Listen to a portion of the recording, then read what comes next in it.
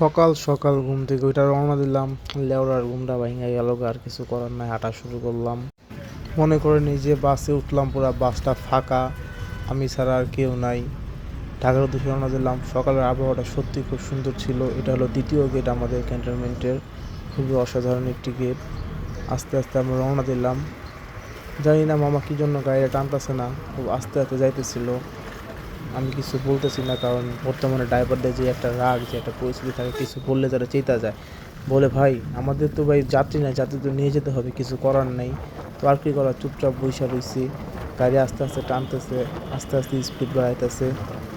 সব বাইরে তাকাইলে মনটা ভরে যেতেছে, কারণ এত সুন্দর ওয়েদার, হালকা হালকা কুয়াশা শীত যাওয়ার পরেও। এটা হলো আমাদের ক্যান্টনমেন্ট স্কুল, সেনাবাহিনীদের। এই স্কুলটা আগে একটা বিল্ডিং ছিল, বাট বর্তমানে এখানে ভিতরে 2-3টা বিল্ডিং করছে। আর ভিতরের পরিবেশটা অসাধারণ, এক কথায় অনেকটাই সুন্দর। আর ছোটোবেলায় বিশেষ করে যখন আমি এই জায়গাটায় আসতাম, আমি সবসময় জানলার ওই পাশে থাকলে ওই পাশে উঁকি মেরে দেখতাম। কারণ এখানে আসার পর আমার খুব স্মৃতি মনে পড়ে যায় ছোটোবেলার। এখানে ট্যাং রাখা ছিল, রাখা ছিল, এখনও আছে। আমার ওগুলো দেখতে খুব ভালো লাগে, ছোটোবেলাও খুব ভালো লাগতো। আর মন থেকে সেনাবাহিনীদের খুব সম্মান করি। তো আর কি করার, চাইতেছিলাম। রাত্রে হয়তো বৃষ্টি হয়েছিল হালকা পাতলা, তাই রাস্তাঘাটে পানি। ও মা, মোর ক্যামেরার সামনেতে খুবই লজ্জা লাগে, তাও সাহস করে একবার আইলাম। আর আমু না ভাই, দেখেন ক্যামেরা দিকে তাকাইতে পারতেছে না, কি একটা ভাব।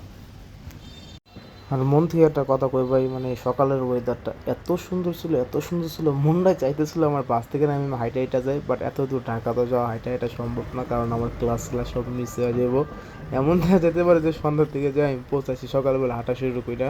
তো আর কি, বাইরে থেকে আমার চোখ ফিরতেছিল না, কত সুন্দর মিষ্টি বাতাস আর পাখির কিছু কিছু শব্দ বাজাইতেছিল। এক কথায় মানে খুবই ভালো লাগতেছিল সকালটা আমার আজকে। এই সামনে হইলো আমাদের হাইওয়ে থানা, যেখানে অনেক গাড়ি পড়ে রয়েছে, বাট নেওয়ার মতো কোনো মানুষ নেই। আর আরেকটু সামনে গেলে হলো আমাদের ডেইরি ফার্ম, সাভারের ভিতরে পড়ছে। পুরো বাংলাদেশে যদি ডেইরি ফার্ম বলেন একটা, এই পাশে পড়ছে আপনার জাহাঙ্গীরনগর বিশ্ববিদ্যালয়ের, অপোজিট পাশে পড়ছে হলো আপনার ডেইরি ফার্ম। এটা বাংলাদেশে মাত্র একটাই আছে, আর কোনো শাখা নেই এটা।